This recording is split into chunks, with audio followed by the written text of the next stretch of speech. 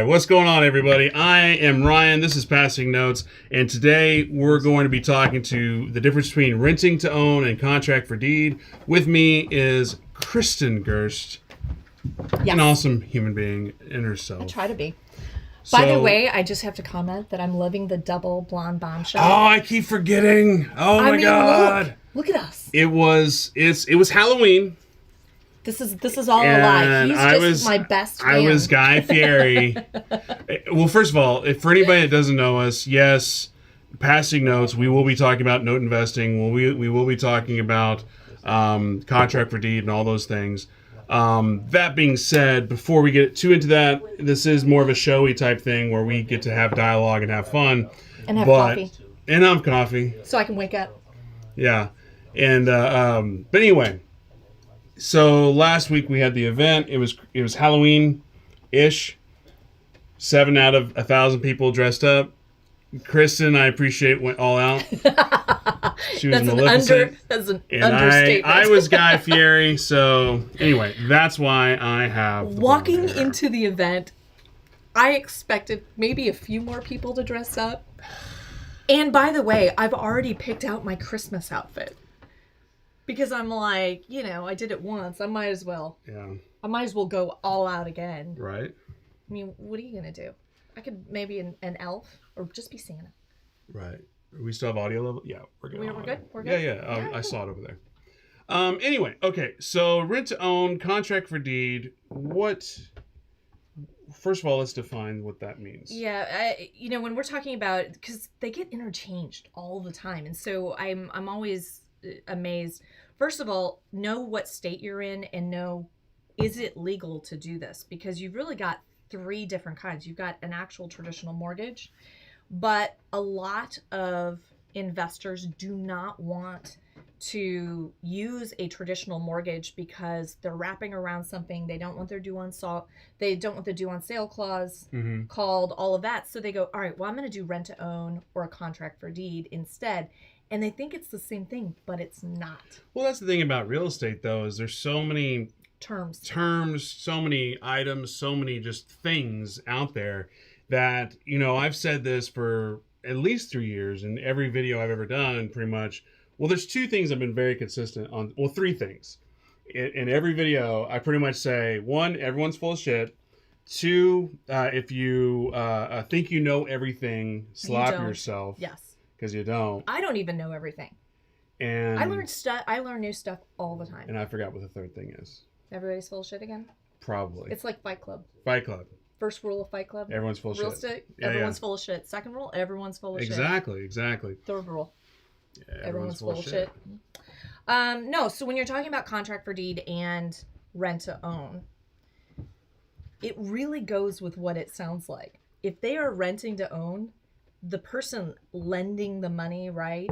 It's you're still the landlord and you're responsible for all of that maintenance, taxes, insurance.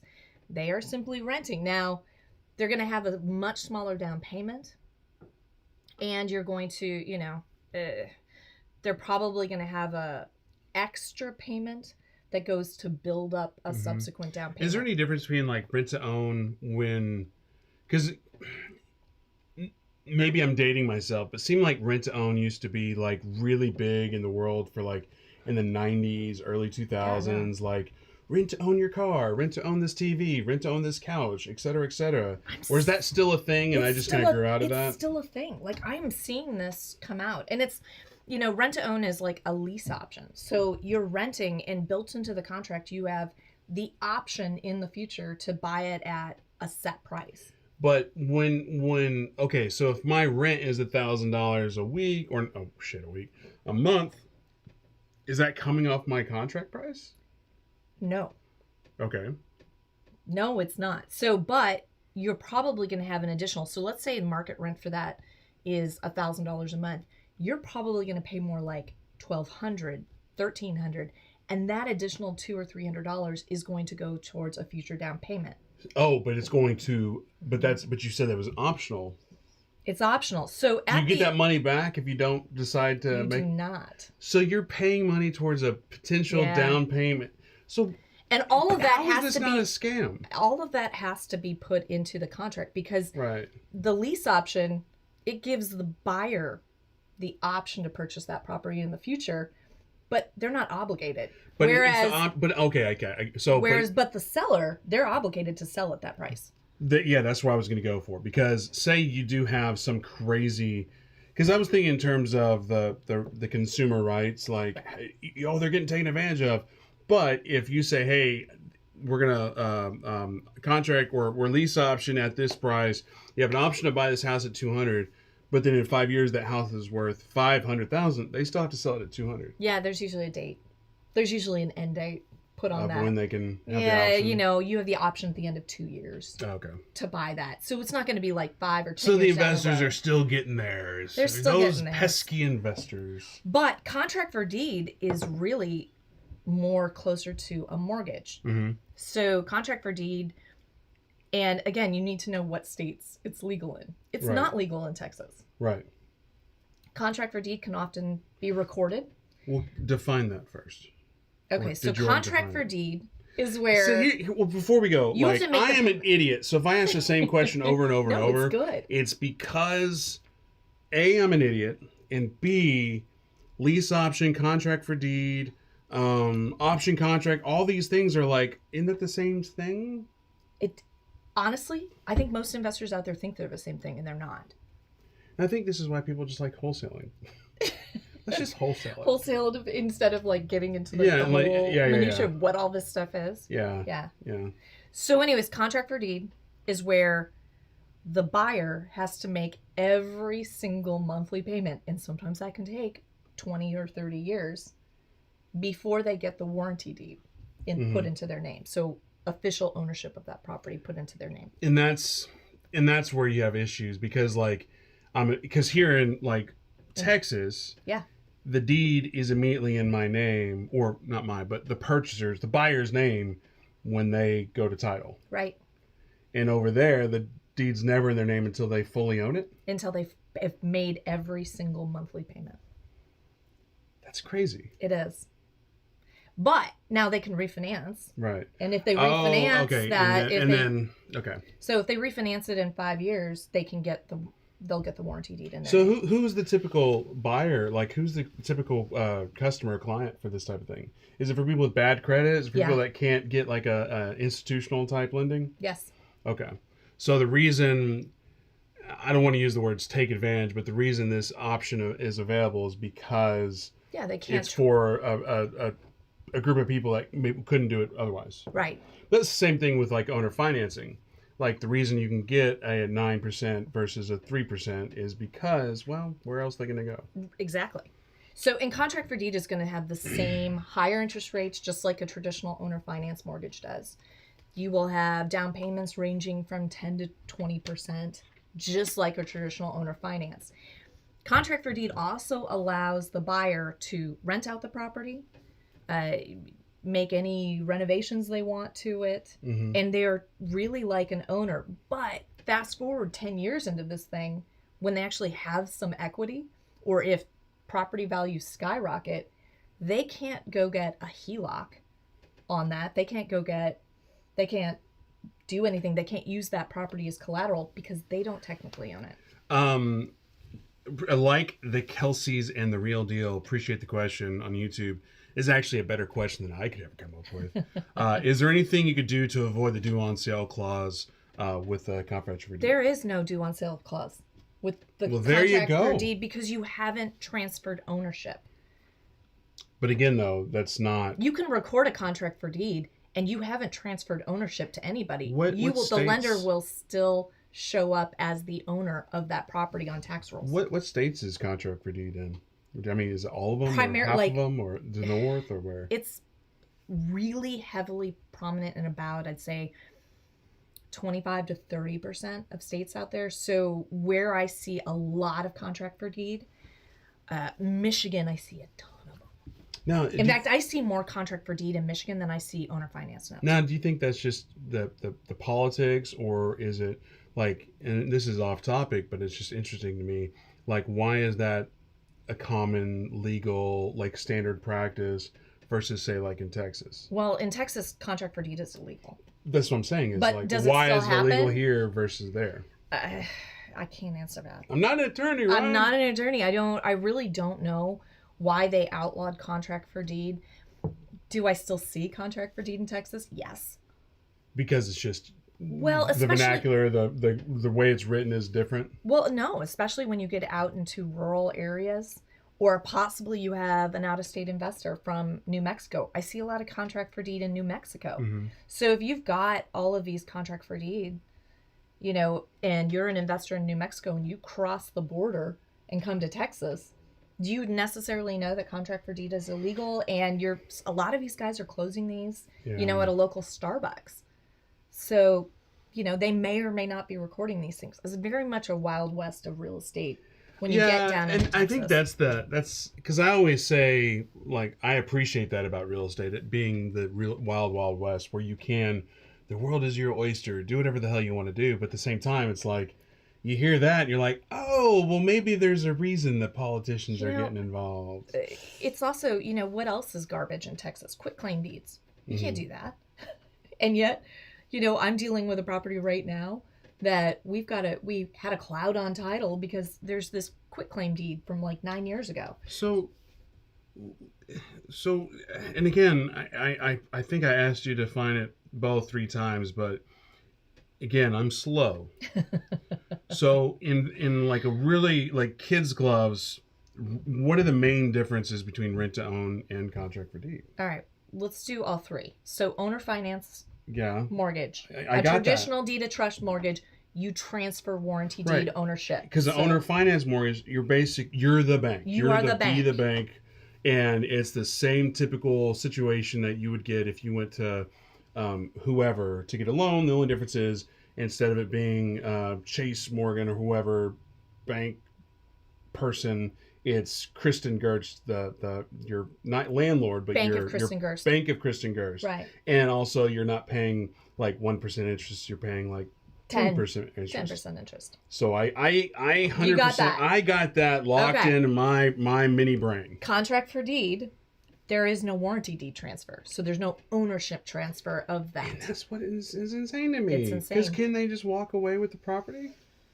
Technically, yes. That's why they put it on the buyer to do this, that the buyer should be the one to record that contract for deed. Because the buyer has any effing clue how to record it. Exactly. That's insane to me. Yeah, that's in any state that I've ever seen contract for deed explained, and I looked at almost 10 of them. Well, the thing is about real estate investing in general is the fact that you get really good at 1 or 2 things. Some people get good at multiple things.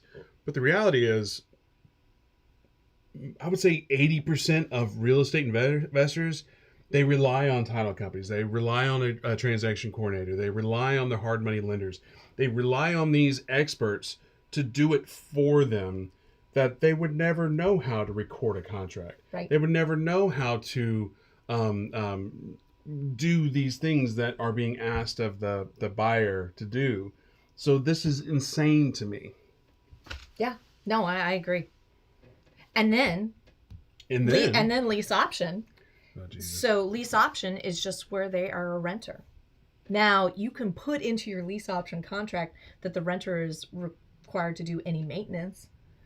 And I guess they could rehab if they were going to, but they're technically not allowed to improve the property. They definitely can't go rent it out. I mean, I guess you could sublease it. Mm-hmm. But that one is a very, very, very loose. But again, people are always worried about, the due on sale clause. And as I tell everybody, even if you are transferring ownership, which I have done countless times, I mean, hundreds of times, and I have never had one called. Why do you think there's so much fear about that? Is it because, like, hey, I'm an investor and I like to act like I have millions or gajillions of dollars, but the reality is I'm living paycheck to paycheck type thing. And if somebody comes in saying, hey, you owe me $300,000, it's going to destroy me? Yeah.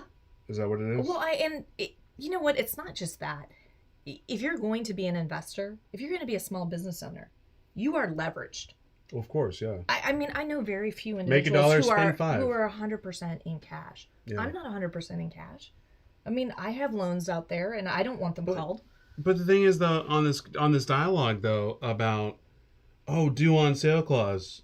Okay, well, it's not like they want that money that phone call. No, and that's you have a time. You can go get a loan. You get a hard money loan. You can refinance. You could restructure. There's all these things that you can do. So many things to do. So to I just don't understand. I just don't understand the fear. And I think is the fear based off of just ignorance and lack of experience. And, right? Yeah, and never doing. And I was there too, and so I was doing kind of illegal lease options. Legal or illegal? I was doing it legally, but... Wrong answer. I know. I'm not an attorney. I'm not an attorney. And I'm still... I wasn't doing them 100% correctly. Don't say that on camera. I mean, they're over. Okay. I think the statute of limitations is over by now. It was like 12 years ago. But again, no, I don't... that's why I tell people, go ahead and transfer the warranty deed. So, another question. You ready? Yeah. Because again, my dialogue here is not necessarily questions, it's just sheer confusion. Right. So the question is, can a buyer protect themselves with rent to own if the owner of record can't convey title due to subsequent lien on the property? Oh God, don't do that. Don't do that. Unless are we talking about the subsequent lien being the underlying lien? They can still convey property even if there's an underlying lien there. The question is, as a buyer, if you are a buyer out there looking to do a contract for deed or rent to own, you should have an examination of title done.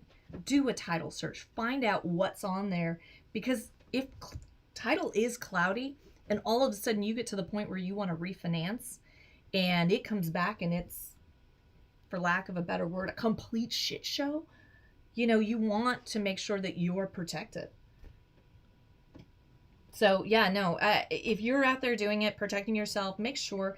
Here's the other thing. Even if you're doing an owner finance transaction where you are getting deed to the property immediately upon doing that, you can get a title policy that protects you.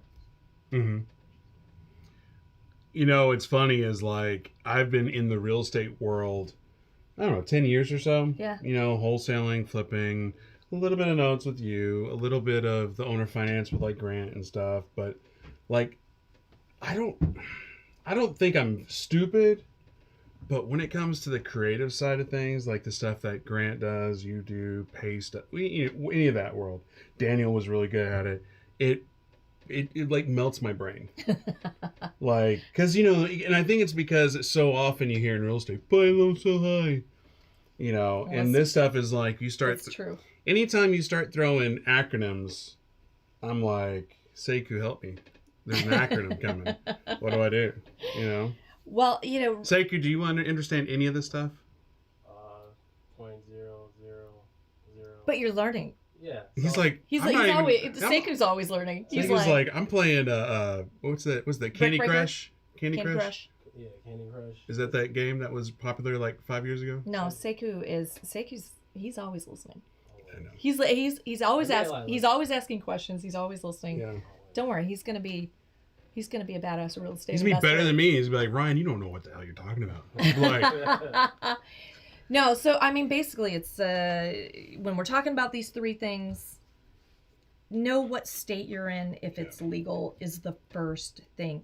Technically, in Texas, you can do a lease option, but it can only last 6 months. After the 6 months, and I know lease options is not your forte. No, it's not. That's more of a John Jackson thing. Shout out. To John Jackson? Yeah. Sean Jackson? John Jackson. I was thinking Shaggy right there. Shout out. I don't. Anyway, but lease options, like, you do it 6 months. Could you just re-up the contract? You can. That's what you're supposed to do. Okay.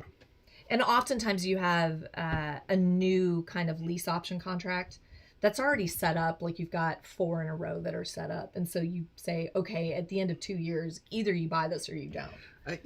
What I'm hearing in this entire dialogue is don't invest in Michigan. Well, actually, no. It's Michigan probably or New Mexico. Well, actually, no. the answer is do invest in Michigan because I'm thinking inside of the consumer. But from an investor side, it seems like all this is heavily favored for the investor. It is.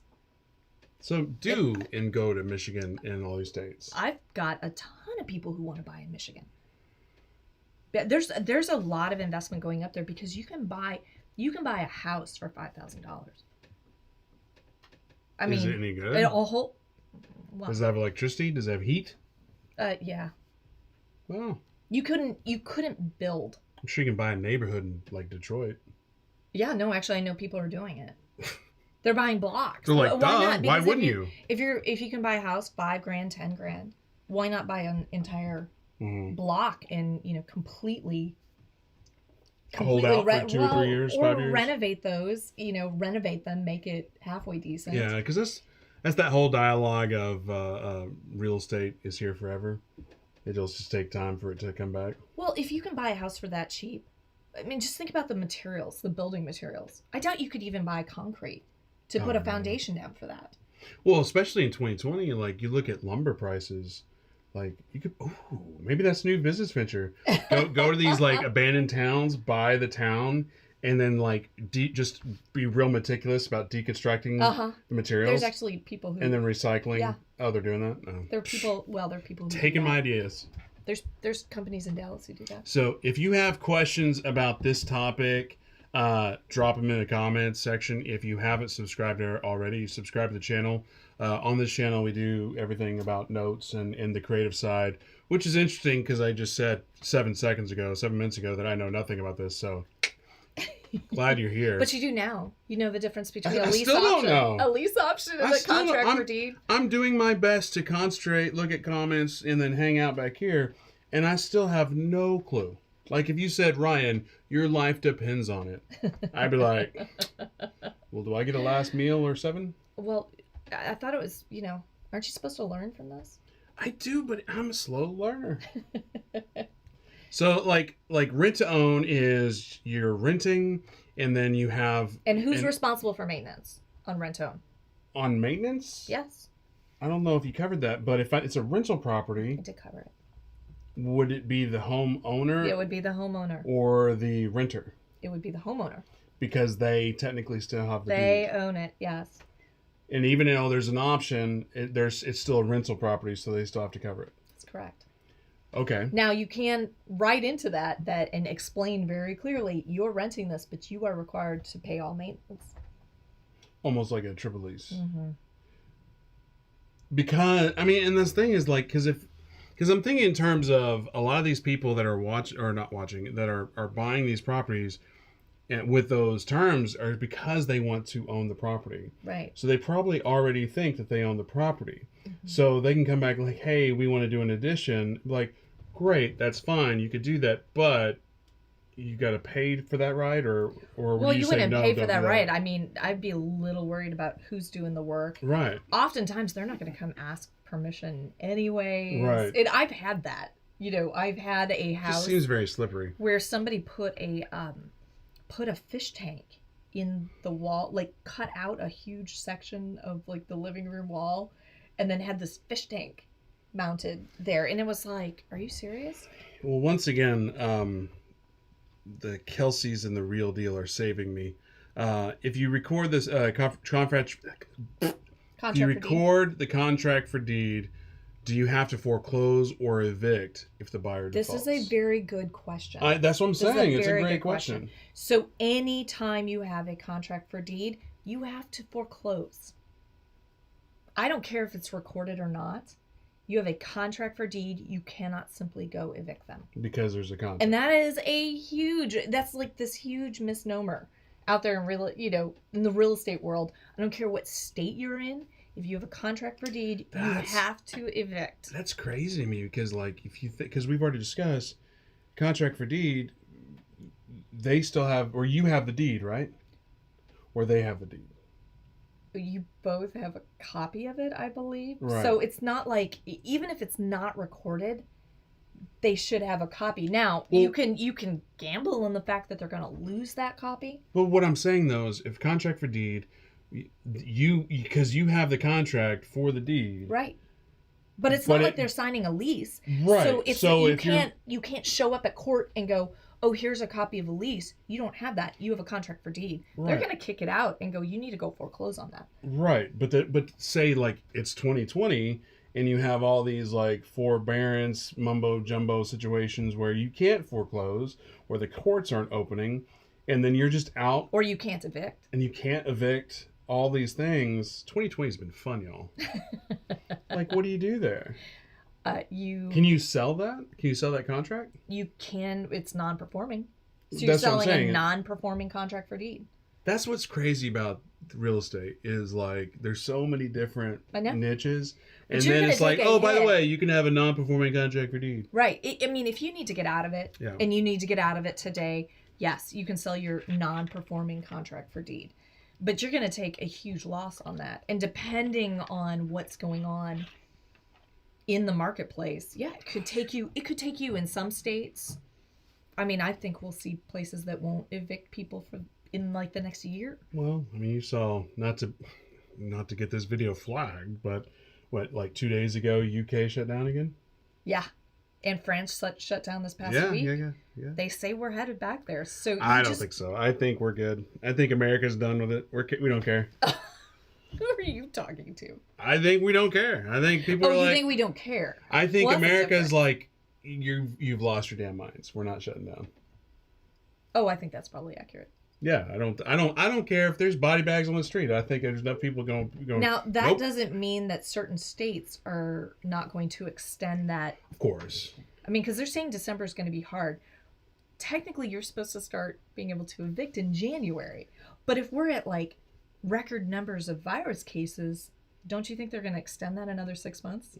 We should probably stop talking because YouTube will. They're going to flag this? Well, they'll probably just shut down the stream. And I'm not recording locally. You laugh. That stuff happens. Really? Yeah. Okay. I still haven't been able to do an advertisement for this channel. Not because of Corona, but just because of all of it. Like even that video we did. Really? Yeah. It's crazy. Where we're just laughing and talking about it? No, I'm talking about that advertising video we did. No. Yeah. Where you didn't say anything. It's crazy. YouTube loves non-performing notes and note investing type conversation. That's crazy because it's prevalent. Yeah. It's not like it's this rare thing. It's insane.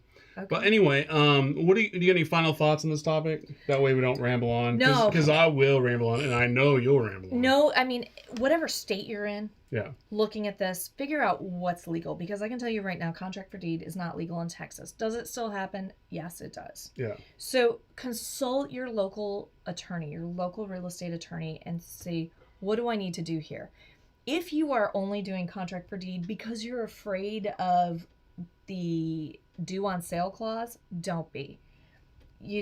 Go ahead and do a owner finance transaction. But again, even with contract for deed, you will have to foreclose. And that's another big reason why investors want to do it. They don't want to go through the foreclosure process. I can tell you contract for deed is easier to foreclose on than a traditional mortgage. Why is that? Because it's viewed as there's no transfer of ownership. So it's kind of that pseudo right in the middle. Mm-hmm. But you still have to go through the foreclosure process. So don't think that you don't. So basically, if you're an investor, make sure you have all your paperwork in order, have attorneys, everything, all your dots, I's, T's, and crossed. remember that every state is different. Right. And sometimes counties are different. So just remember that when you're considering doing a contract for deed or an owner finance transaction or just a lease option. And I'm talking about lease options because I've been told, numerous times in the last few weeks that it's the same thing as a contract for deed and a lease option. And I'm like, it's not. So one thing I would like to throw in that's an obvious hint or trick or whatever is you see the confusion on my face around this. I've been in this business a long time. I don't want to say I know a lot, whatever. I don't know how to say that. You do know a lot. Yeah. So if I'm that confused on this stuff, there's going to be a ton of other people that confused on this stuff. So if you can learn this stuff, you're just elevating you're reducing your amount of competition when it comes to strategies within real estate. So Well, just know that lease option is not the same as contract for deed, and it is not the same as owner finance, a straight owner finance transaction. Mm-hmm. And make sure and talk to your local attorney and find out what is available to you in the state. But do not be afraid of due on sale clause, and know that contract for deed does not keep you from having to foreclose on something. So if you're weighing between doing a contract for deed and an owner finance transaction, go ahead and take the owner finance transaction, because it's not going to. Got another great question. If I do a contract for deed, do I have a capital gains tax? Rent to own, would I have Schedule E? I think. Okay, so I only would have Schedule E. Right. Again, the tax laws are changing. Oh, yep. Not an attorney. Not an attorney. Not an accountant. Not an accountant. And go.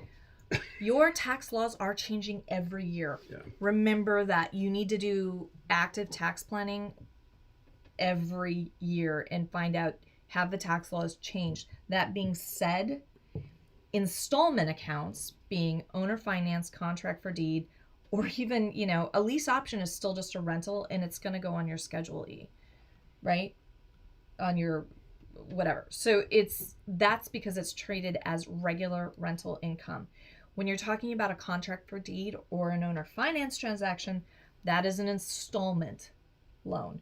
You are only taxed on your profit. So if you're going to take your down payment and you're going to take your installment income, like that's your interest that you collect every month, and that's what you're taxed on. You're not taxed on that principal reduction. But that's why getting a real estate minded accountant is so important. Yeah, because the wrong accountant might charge you capital gains on that entire sale of that property. Whereas if somebody is very knowledgeable in owner finance or in, contract for deed, because your profit is only that interest portion of the monthly payment, that's all you're taxed on that year. Which is, and that's why I encourage people. I'm like, just sell owner finance, because when you think about it, let's say you take $10,000 down and you have, maybe $8,000 you collect in interest. Well, that's $18,000 that you're taxed on as a capital gain. But remember, you're going to have that over 30 years. The next year, you're only going to be taxed on $8,000. And after a number of years, I believe you're not even taxed. It's ordinary income. It's not capital gains. It's amazing. I know. And if you can claim yourself as an owner finance professional or as a lender or as a bank, I believe that it's all ordinary income. Just as a lender would do, right? Mm-hmm. Because the lender is setting out that loan from the beginning. So their ordinary income is that interest on that loan. Does that make sense? It does. Well, you can't be taxed on money you don't collect. When it comes to taxing, that's even way more I don't know about. I just know that the IRS, they're going to get theirs. Yes. Unless you have really good tax accountants that it's like, no, you're not. Right. Such as So I have a very good attorney. Very, very good attorney who actually called me in the middle of the show. Saying, don't say that. No, I don't. We're working on some stuff. Okay. So she's helping me out. So I have a very good attorney and I have a very good accountant. And you really need both. When you're starting out. I mean, when you're starting out, maybe, it doesn't have to be huge, Mm-hmm. But again, make sure that you find people that you can work with. And it's really great if they kind of have the same opinions and work with each other. Sit down with your attorney and your accountant at the same time and go, all right, how do we structure this? So, real quick, why don't you tell people about the Passing Notes group? Okay. So the Passing Notes group, I'm really excited. We're starting to get a lot of people to join it. So the goal of the group is to create this basically society of very, very strong, powerful millionaire real estate investors, where we can all, sell the notes that we get banks to send us to each other, right? Because some of us will be dealing with different asset managers around the nation. So different non-performing notes, we can sell those to each other. We have an entire group of people that we can JV with on deals, right? Okay, well, this person's got $50,000 that he wants to put to work, but he doesn't have a project to do it on. Right. So, hey, let me partner with you. What notes do you have? What do you want to buy? Let's buy that and we'll work it out together. And then just also a, huge society of millionaire real estate investors that we can all have collaborative ideas and talking about everything that we want to invest in. And hey, I'm thinking about doing this out in North Carolina. What do you think about that? Right. Do any of you have experience in North Carolina? Somebody bought, a note out there.